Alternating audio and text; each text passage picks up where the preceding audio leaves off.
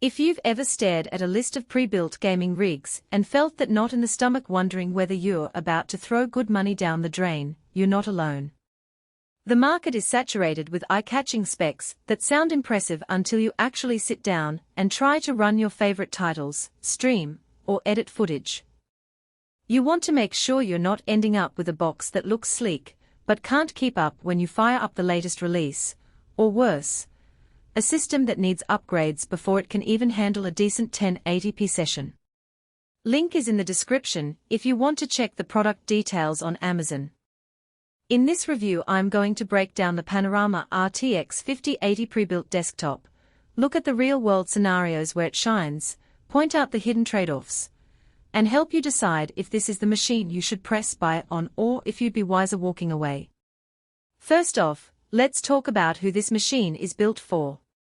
If you're a competitive gamer, who spends several hours a week in titles like Call of Duty, Modern Warfare 2, Cyberpunk 2077, or Fortnite, and you also dabble in content creation recording a few hours of gameplay, editing it, and uploading to YouTube, the Panorama RTX 5080 checks a lot of boxes.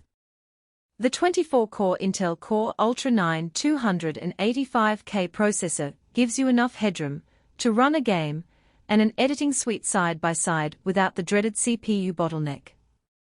The RTX 5080 GPU, with its 16GB of GDDR7 memory, pushes past the performance ceiling of many prior generation cards, meaning you can crank settings up to Ultra in 1440p, or even 4K on a 144Hz monitor, and still see frame rates in the 80,100 frames per second range for most modern titles.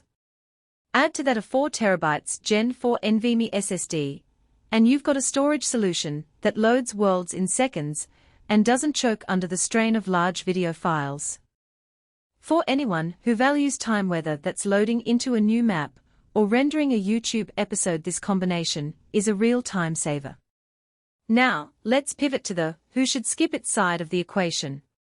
If you're primarily a casual gamer who only plays on a 1080p TV or a laptop, or someone who is happy with a mid-range card like the RTX 3060, then the Panorama's high-end components might be overkill.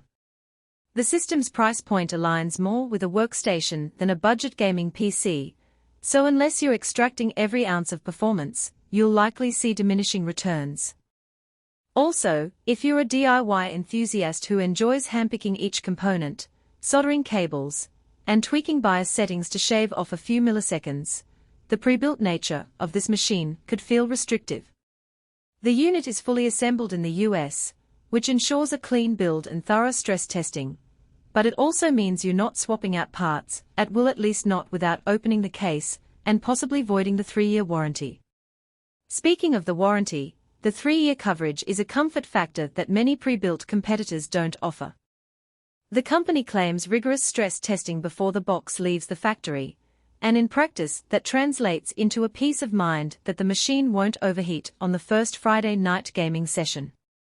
That said, the internal cooling solution deserves a deeper look. The desktop houses 9 ARGB PWM fans, an impressive number on paper, but the bulk of the cooling is still air-based. The fans are organized around the chassis to push air through the components, and they do a respectable job at keeping temperatures in the mid-70s C under sustained 4K gaming loads. If you live in a hotter climate, or plan to push the CPU with heavy multi-threaded workloads for long periods, you might notice the fans ramping up louder than you'd like. It's not a deal-breaker, but it's something to be aware of if a quiet gaming environment matters to you.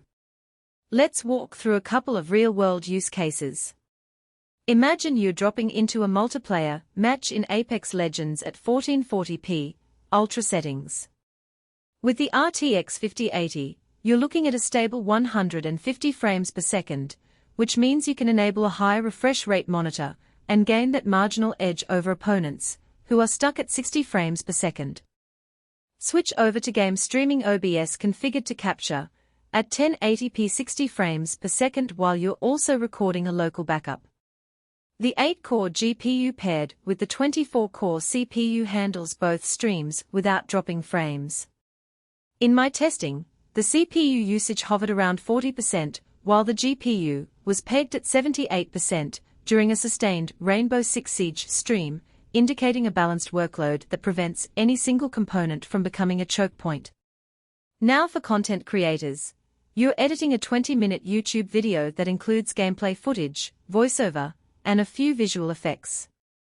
With the 4TB Gen 4 SSD, the raw footage loads instantly, and the rendering times in Adobe Premiere Pro drop dramatically compared to a 500GB SATA SSD.